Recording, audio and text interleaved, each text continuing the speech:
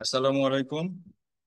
আজকের ক্লাস শুরু করতে যাচ্ছি। আজকের ক্লাসের বিষয় হলো সেন্ট্রাল ব্যাংকিং। যথারীতি আমরা আমাদের অ্যাপস থেকে আমাদের কোশ্চেন গুলো করবো আর কি, এবং মানে করে দেব। এবং যাদের কোনো সমস্যা সাথে সাথে একটু জানাবেন, তাহলে পরে আমরা সেটা আলোচনা করব। আমরা প্র্যাকটিস মডেল টেস্টে যাচ্ছি। এখানে ইন্টারন্যাশনাল ট্রেড হার্ডে গেলাম। আচ্ছা, আর একটা তার আগে আমি একটা ওয়ার্ড ফাইল নিই। ওয়ার্ড ফাইলটা একটু ডিসকাস করি। স্যার ইন্টারন্যাশনাল ট্রেড না sir, central bank. Central bank. জি এখানে কি ইন্টারন্যাশনাল ট্রেড? ও, সরি, এখানে ইন্টারন্যাশনাল ট্রেড সিলেক্ট হয়ে গেছে। আচ্ছা, সেন্ট্রাল ব্যাংক।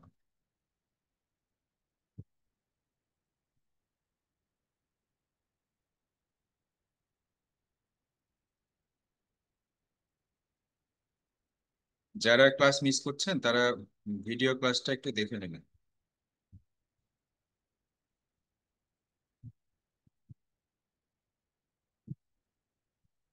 আচ্ছা, এখানে এই যে কয়েকটা টার্ম এখানে আছে, যেটা আমরা আলোচনা করব। তবে সেন্ট্রাল ব্যাংকিংটা তুলনামূলক সহজ, সাবজেক্ট হিসেবে তুলনামূলক সহজ।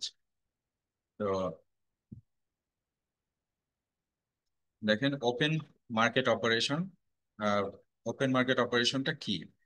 ওপেন মার্কেট অপারেশন হলো কেন্দ্রীয় ব্যাংকের একটি নীতিমালা ভিত্তিক কার্যক্রম, যেখানে তারা সরকারি ট্রেজারি বিল, বন্ড বা অন্যান্য সিকিউরিটিজ বাজারে কেনা বা বেচার মাধ্যমে অর্থ সরবরাহ নিয়ন্ত্রণ করে।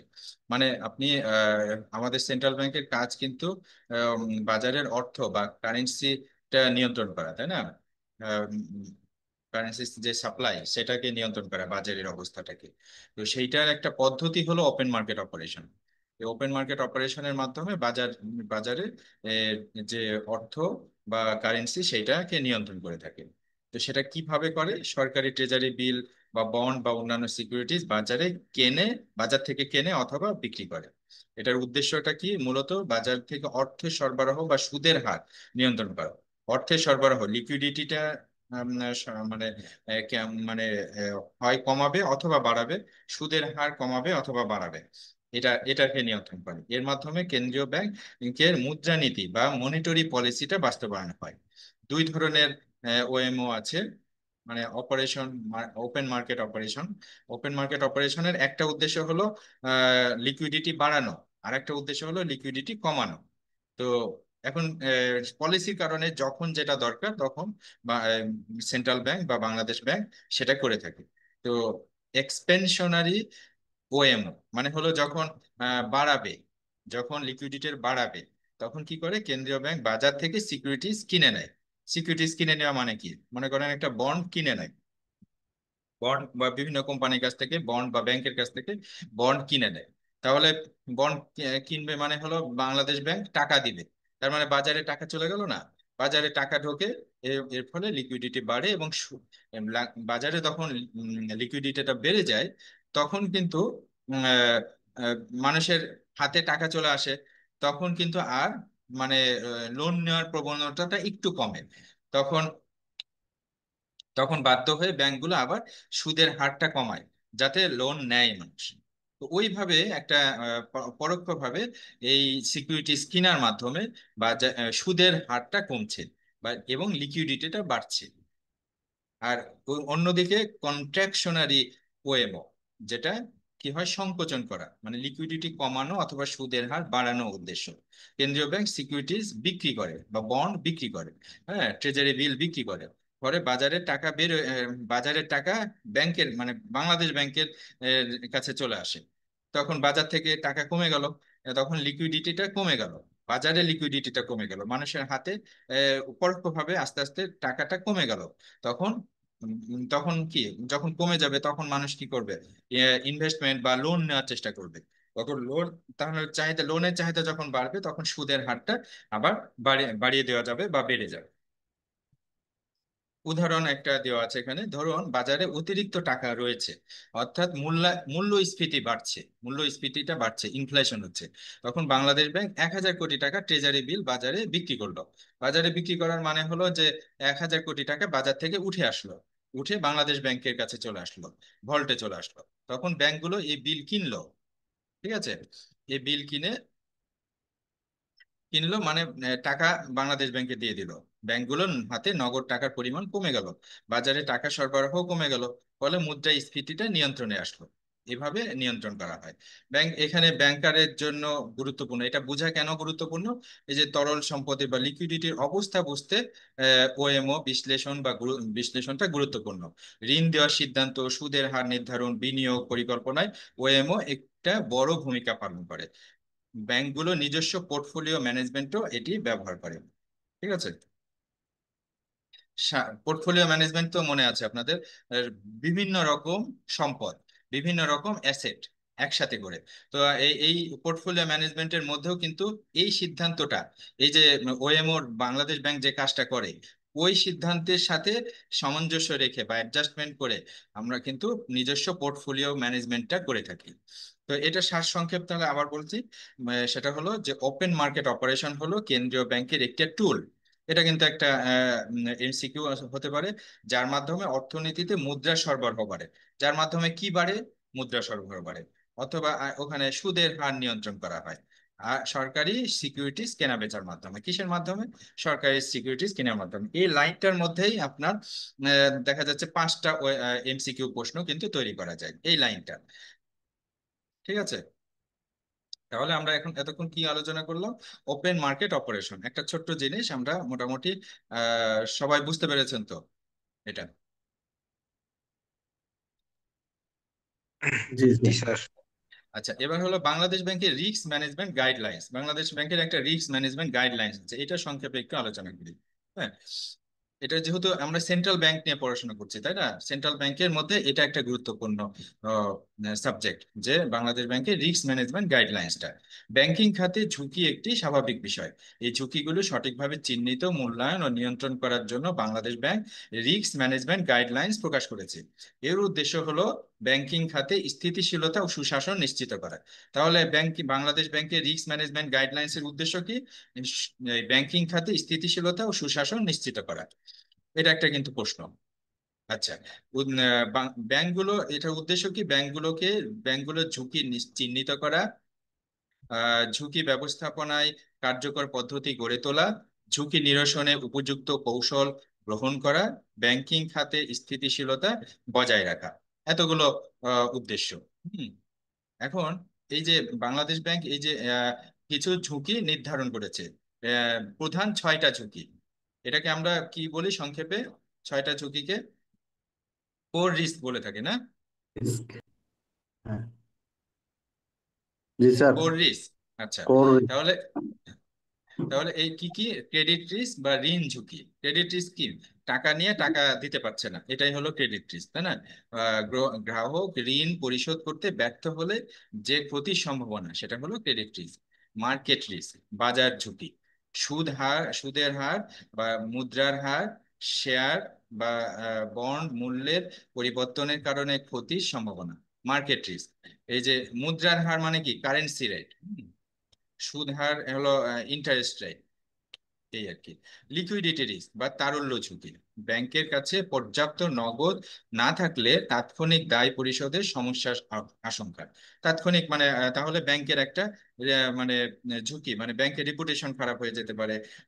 কারণ আবার হলো ব্যাংক কোনো অ্যাসেট যদি কিনতে চায়, সেটা কিনতে পারছে না। যাই হোক, নগদ একটা লেনদেন থাকা দরকার ব্যাংকের চলমান, ব্যাংকটাকে চালু রাখার জন্য, স্মুথ লেনদেনের জন্য।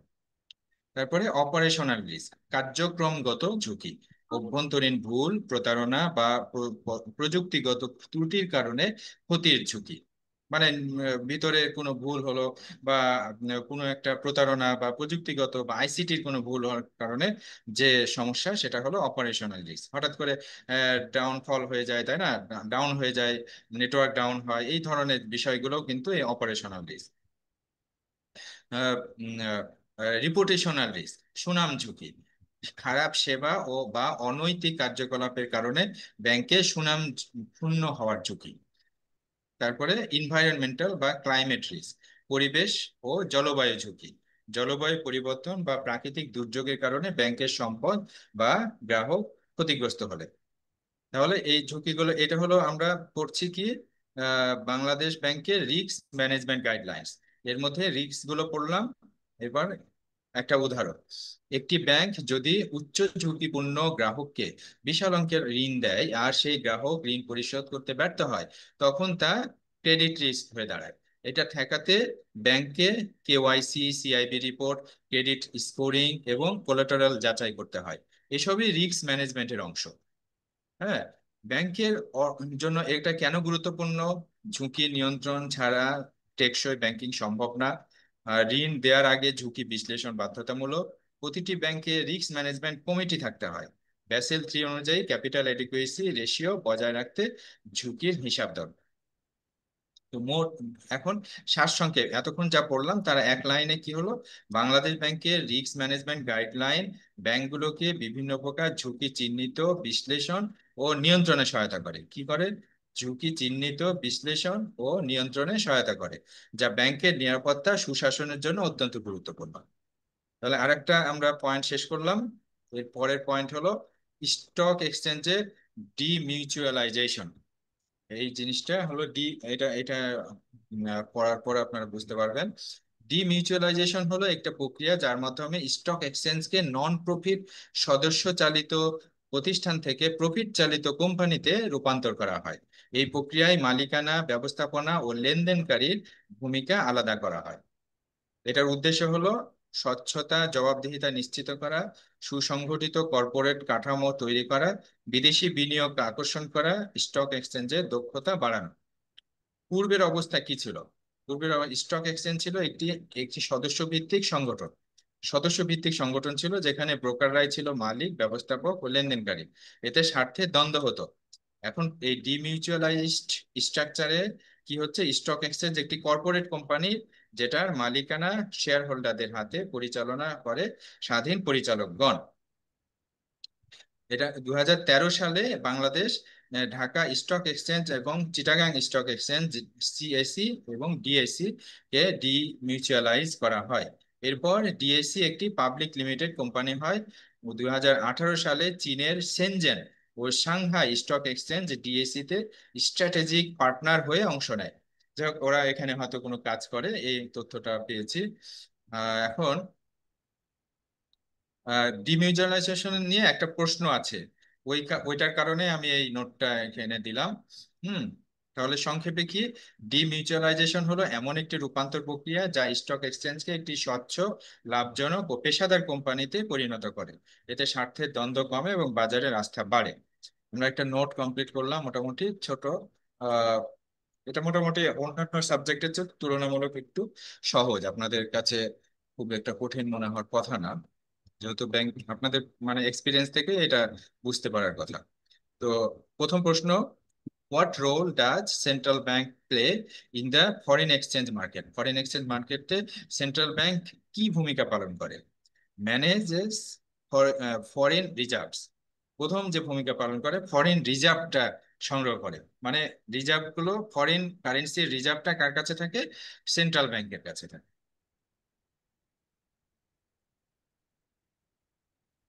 Which uh, which of the following is a developmental role of the central bank? Developmental role of the central bank.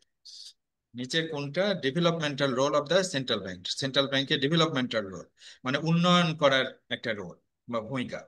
Supporting financial inclusion.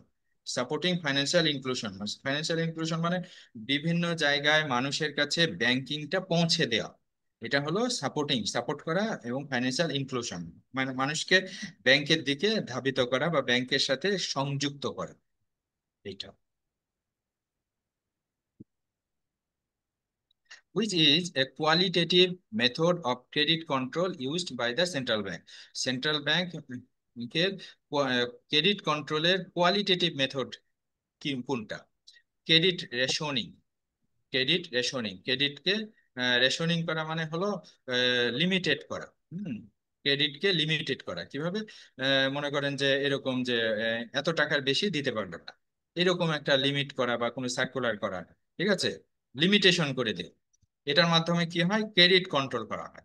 এই ক্রেডিটটা কন্ট্রোল করা হয় মানে অতিরিক্ত ঋণ মানুষের কাছে যে মানে যখন প্রয়োজনের অতিরিক্ত, অথবা মানে ধারণ ক্ষমতার অতিরিক্ত, অথবা যোগ্য লোকের কাছে মানে যতটুক পাওনা, যতটুক সে ধারণ করতে পারবে তার চেয়ে বেশি চলে যায়, তাহলে ডিফল্টার হবে এবং বাজারে একটা তার অস্থিতিশীল তার পরিস্থিতি রেশনাল সৃষ্টি মানে হবে। সঠিক ব্যবহার, সঠিক ব্যবহার আর কি। রেশনাল না, রেশনিং। রেশনিং। হ্যাঁ হ্যাঁ হ্যাঁ, রেশন সঠিক রেশন ব্যবহার।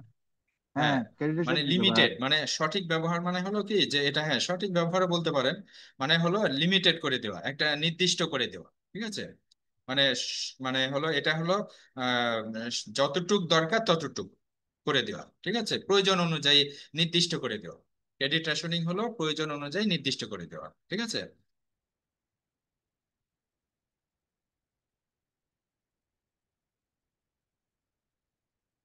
The central bank helps stabilize the financial system. Financial সিস্টেমকে স্টেবিলাইজ মানে সুপ্রতিষ্ঠিত করার চেষ্টা করতে সাহায্য করে। কিভাবে? Acting as a lender of last resort. মানে স্টেবিলাইজ যখন হলো খারাপ অবস্থায় চলে যায় তখন এটাকে দাঁড় করানোর চেষ্টা করে। As a lender of last resort মানে লোন দিয়ে, আবার লোন দেয় ব্যাংকটাকে, লোন দেওয়ার মাধ্যমে আহ, দাঁড় করানোর চেষ্টা করে।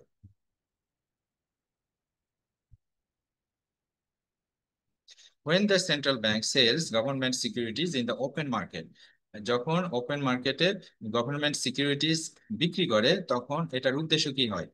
Reduce the money supply. একটু আগে কিন্তু পড়লাম গভর্নমেন্ট সিকিউরিটিজ ওপেন মার্কেটে বিক্রি করছে, তখন কি টাকা বাংলাদেশ ব্যাংকে ঢুকে যাচ্ছে, ঢুকে গেলে বাজারে টাকা কমে যাচ্ছে, তখন কি রিডিউস মানি সাপ্লাই, তার মানে মানি সাপ্লাইটা রিডিউস হচ্ছে।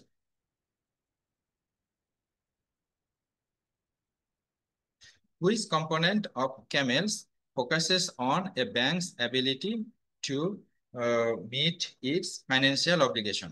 ফাইন্যান্সিয়াল অব্লিগেশনকে মিট করা ব্যাংক করতে ব্যাংকের এবিলিটি ফোকাস করার জন্য ক্যামেলসের কোন পয়েন্টটা মানে ফোকাস করে আর কি? ক্যামেলস মানে এটা তো অনেকগুলো পয়েন্ট আছে তাই না, তার মধ্যে কোনটা? লিকুইডিটি। লিকুইডিটি কি করে? ব্যাংকের ability to meet financial obligation. ব্যাংকের ability, banks ability to meet financial obligation. তো ফাইন্যান্সিয়াল মানে হলো কি, মানে টাকা পয়সার সাথে সম্পর্কিত বা লিকুইডিটির সাথে সম্পর্কিত। তো এটা এজন্য উত্তর হলো liquidity.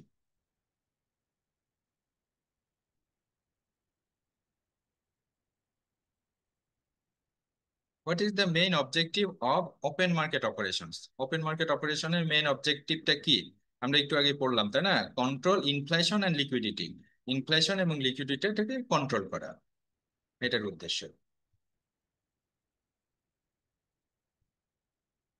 A decrease in the bank rate is likely to increase borrowing and electronic activity. Sorry, economic activity. A decrease in the bank rate মানে ব্যাংক রেটটা যদি কমানো হয় তাহলে পারে, ব্যাংক রেট মানে কি? ব্যাংক রেট মানে কি বলেন তো? স্যার ব্যাংক হার সুদের হারটা স্যার। সুদের হার? ব্যাংক হার যে কমার্শিয়াল স্যার হারে, সুদের হার। জি স্যার। কমার্শিয়াল ব্যাংকে না, তার কমার্শিয়াল ব্যাংক গুলোকে সংজ্ঞা যে অনুযায়ী হারে, মানে একটা মানে যে টার্ম, এই ব্যাংক রেট যে একটা টার্ম, ইয়াটা ওই দেওয়া হয় টার্মের অর্থ কি? ঋণের হার আর কি। 4% হারে ব্যাংক দেওয়া রেট, হয় না। ব্যাংক রেট তার এটা মানে হচ্ছে বাংলাদেশ ব্যাংক কেন্দ্রীয় যে ব্যাংক। রেটে, বাংলাদেশ ব্যাংক যে হ্যাঁ, রেটে ব্যাংকে লোন কমার্শিয়াল দেয়, ব্যাংক গুলোকে কমার্শিয়াল ঋণ দেয়। ব্যাংকে কমার্শিয়াল ব্যাংকগুলোকে লোন দেয়, লোন দেয়। সেটাই হলো ব্যাংক রেট তাই না? জি জি। হ্যাঁ, এটা যদি, এটাও কিন্তু সুদের হার নিয়ন্ত্রণের একটা অস্ত্র। তাহলে এটা বাড়লে কি হয় বা কমলে কি হয়, এটা যে কমার কথা বলেছে, কমলে কি হয়? Increase borrowing. মানে এই ব্যাংক রেট কমে গেলে ব্যাংকগুলোও, কমার্শিয়াল ব্যাংকগুলো কিন্তু সুদের হারটা কমিয়ে দেয়। হ্যাঁ, এটা একটা সূচকের মতো, মানে এটা বাড়লে ব্যাংক তখন এটার সাথে মার্জিন দিয়ে দেয়, মার্জিন দিয়ে তখন কি হয়, মানে সেই অনুযায়ী তাহলে রেটটা বাড়ে। তাহলে ডিক্রিজ করলে কি হবে? বড়োয়িংটা বাড়বে, মানে রেট যখন কম হবে তখন তো মানুষ মানে যেমন কম দামে জিনিস যদি পাওয়া যায় মানুষ বেশি কিনবে না, সেরকম কম রেটে যদি লোন দেওয়া হয় তখন মানুষ বেশি লোন নেবে। ইনক্রিজ বরোয়িং অ্যান্ড ইকোনমিক অ্যাক্টিভিটিটা বেড়ে যাবে, ব্যবসা বাণিজ্য বেড়ে যাবে।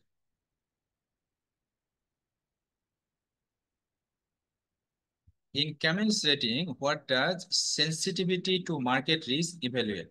Sensitivity to market riskটা evaluate করে কোন জিনিসটা? The bank's vulnerability, মানে ব্যাংকের মানে রক্ষা করার, নিজেকে রক্ষা করার সামর্থ্য। vulnerability মানে নিজেকে রক্ষা করার সামর্থ্য বা মানে অস্তিত্ব টিকিয়ে রাখার সামর্থ্য to changes in market condition. Market কন্ডিশনের যদি পরিবর্তন হয় তাহলে ব্যাংকের ভালনারেবিলিটিটা কেমন, হ্যাঁ, এটা কি দুর্বল না শক্তিশালী, এইটা পরিমাপ করে বা ইভ্যালুয়েট করে সেন্সিটিভিটি টু মার্কেট রিস্ক।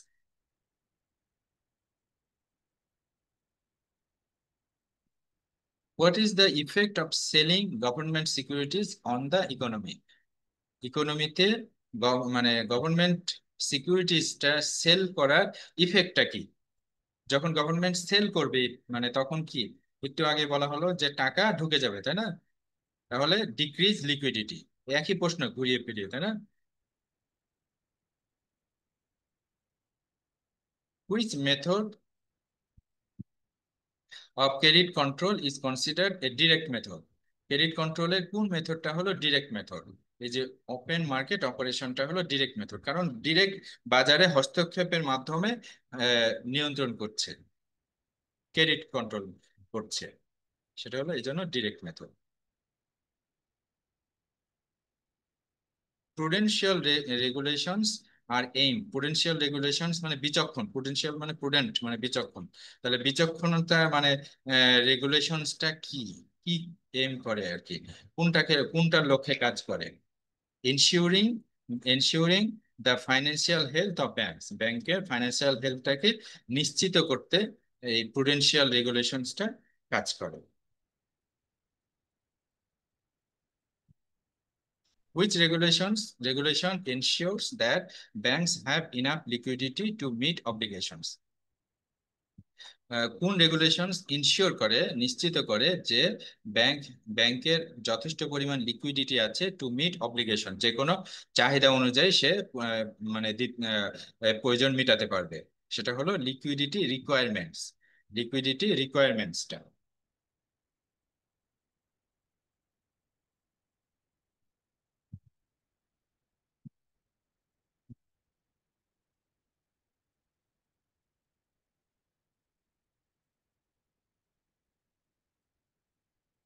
আচ্ছা,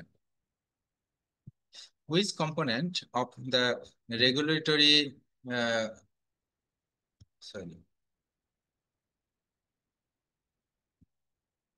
which which component of the regulatory framework focuses on classifying bank assets? নিচের কোন কম্পোনেন্টটা, কোন উপাদানটা রেগুলেটরি ফ্রেমওয়ার্কের যেটা ফোকাস করে ক্লাসিফাইং ব্যাংক অ্যাসেট? এই ব্যাংক অ্যাসেটটা কি বলেন তো? ব্যাংক অ্যাসেট মানে কি?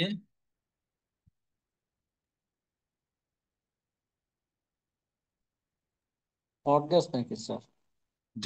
কি বললেন? Hot gas. আর bank investment. Asset, investment, yes, investment, investment বা লোন, কনভেনশনাল জি ব্যাংকিং ক্ষেত্রে লোন। তাহলে এটাই তো অ্যাসেট, তাই না? একটা অ্যাসেট, জি হ্যাঁ। জি তাহলে এই অ্যাসেটটা ক্লাসিফাই করতে বলছে কেন? এই যে which component of the regulatory framework, regulatory ফ্রেমওয়ার্কের কোন কম্পোনেন্টটা ফোকাস করে classifying bank asset? Asset classification and provisioning, asset provision. Classification and provisioning. G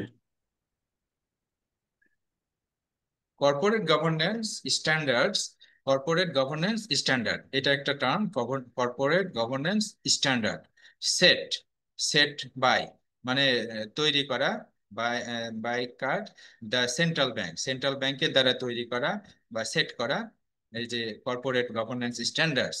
R aimed at, এটার লক্ষ্য কি?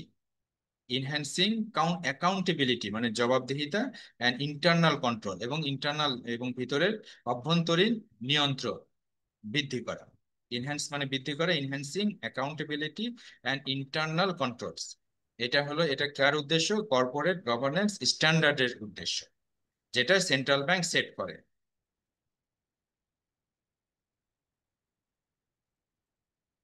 Central banks regulations on earnings focus on এর ক্ষেত্রে, মানে আর্নিংস এর ক্ষেত্রে সেন্ট্রাল ব্যাংকস এর রেগুলেশনটা কি ফোকাস করে? ইনসিউরিং সাস্টেনেবল প্রফিটেবিলিটি, মানে যথেষ্ট পরিমাণ এবং টিকে থাকার মতো প্রফিট করার যোগ্যতা ইনসিওর করা। ঠিক আছে।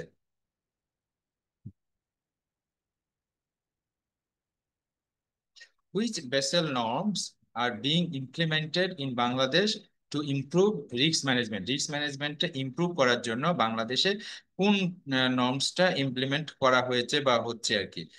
বেসেল 2 এবং বেসেল 3। বেসেল 2 হয়ে গেছিল, তারপরে বেসেল 3ও করা হচ্ছে এবার হয়েছে।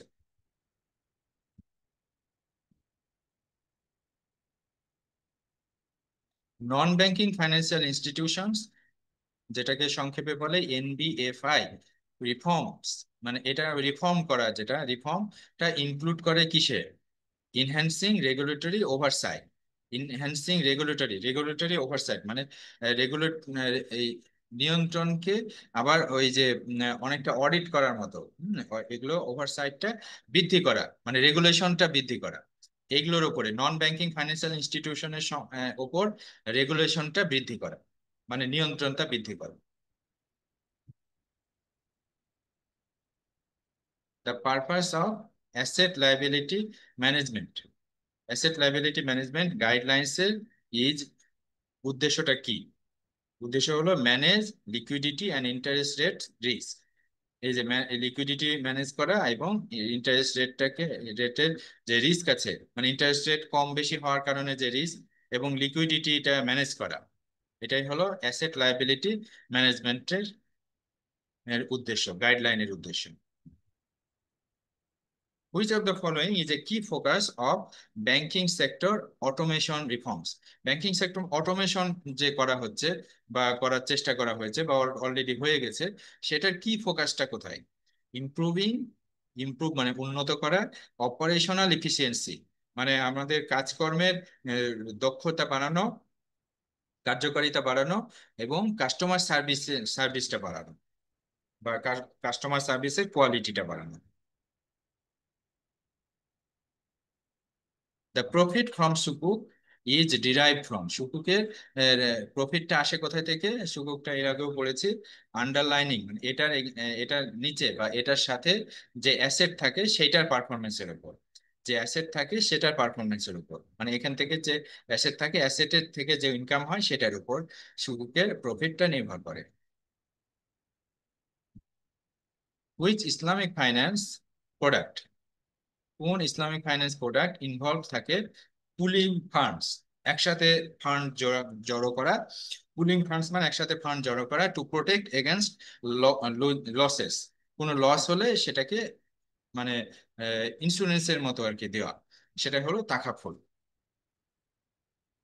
কেউ একজন অ্যাক্সিডেন্ট হলো, তাহলে সবার ওই টাকা থেকে তাকে ওই মানে ইন্স্যুরেন্সের টাকাটা দেওয়া, এটাই হলো Takaful. Which financial instrument is used for open market operations in Islamic monetary policy? Islamic monetary policy তে ওপেন মার্কেট অপারেশনটাতে কোন ফাইন্যান্সিয়াল ইনস্ট্রুমেন্টটা ব্যবহৃত হয়? ঠিক আছে, সেটা হলো সুকুক। এর আগে কি ছিল? ওপেন মার্কেট অপারেশনে কি বললাম? গভর্নমেন্ট সিকিউরিটিজ, বন্ড, এগুলোর বিক্রি করতে বলছে। যখন ইসলামিক মনিটারি পলিসি যদি হয়, তাহলে সুকুকটা বিক্রি করবে, সুকুকের মাধ্যমে বিক্রি করবে বলতে সুকুক ছাড়বে বা সুকুক অ্যাপ্লাই করবে, মানে সুকুকের মাধ্যমে টাকা সুকুক কিনবে বা সুকুকের শেয়ার হবে, ওইটার এগেনস্টে একটা অ্যাসেট থাকবে, সেই অ্যাসেট থেকে পারফরমেন্স থেকে প্রফিট পাবে যারা এখানে ইনভেস্ট করবে তারা। Which of the following is a goal of Islamic monetary policy? Islamic monetary পলিসির নিচের কোনটা হলো একটা উদ্দেশ্য? Promote economic growth without interest, মানে সুদ ছাড়া অর্থনৈতিক উন্নয়ন ঘটানো।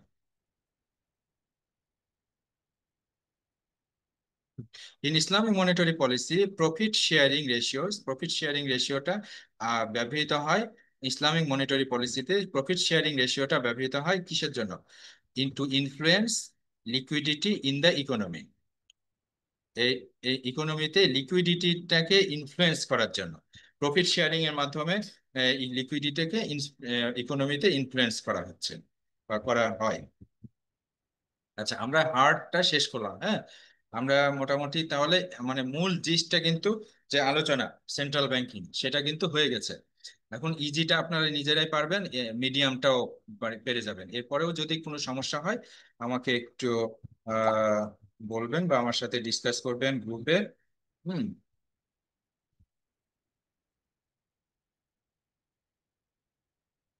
আমরা ফর্মালি ক্লাসটা শেষ করছি, এরপর আমরা